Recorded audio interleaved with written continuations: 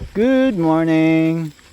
So nara ang amoang tangko nga na-harvest today and mo niya mong i-deliver tomorrow sa market.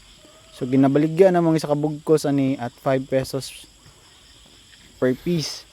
Tapos naka-harvest siguro may mga 150 ka buok. So nami mga 750 kung mahalin tanan. Tapos napoday mi ka ng lubi ug kopras pud mi pero ginagmay lang sa kay gamay pay gabunga karon and ginasave pud na mga bagol. Dayon napod mi B. So karon isa pa ni ka colony pero daho kay siya benefit sa farm kay maka-increase siya og 30% sa yield sa tanan nga kanang prutas nga iyang ma-pollinate. So for example sa lubi kung mo harvest ka og 100 kasako, kung naka-stingless bee maka-harvest ka 130, so na siya 30% ka additional sa imong yield. So mo din niya mohang basakan, mo niya mo ang himuong petchay and kangkong farm pohon. Kaya nagtanom pod mi og kanang jackfruit. Dayon na pod day mi kanang mga saba nga saging, so gapamungan na pod siya. So kana no, mga saba na siya nga saging. Ayan, gapamungan na. Tapos gitanom na pod mi og avocado. So kaning among avocado dugay na ni siya nga gitanom sa akong father pero kanang wala siya na propagate kay kanang dili kayo sila into planting fruit bearing tree sa una. Karon na napod namo na discover nga kanang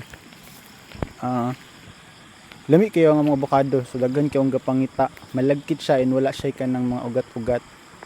So ginabaligya ra pod nila at 30 pesos per kilo sa market, so daghan kay gapalit nga kanang mga fruit stand kana, so daghan na mi gipang tanom kana mga bunga sa mga saba nga saging. Matambo kay ang saging kay kanang kuwapo ang yuta din sa moa. Dili na gani kay may ga-apply og kanang synthetic nga fertilizer. So mga ano siguro ni siya 90% organic tas 10% lang ang synthetic na fertilizer nga among gina-apply na dagko kay bunga. Ayan. So daghan na kay mga bunga ang kanang saba na mga saging.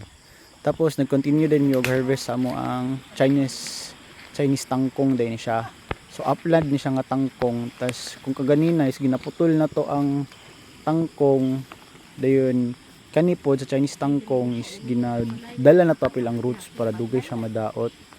So ang kalahian niya ani is kanang sa physical niya appearance is gagmay ang iyang dahon, while katong isa ka varieties lagpad ang iyang kanang dahon niya. Pero for me mas lami yung Chinese tangkong kay mas humok mo yung stem. Dayon mo din niya mong iro sa farm si Waki, murag wolf nga murag husky.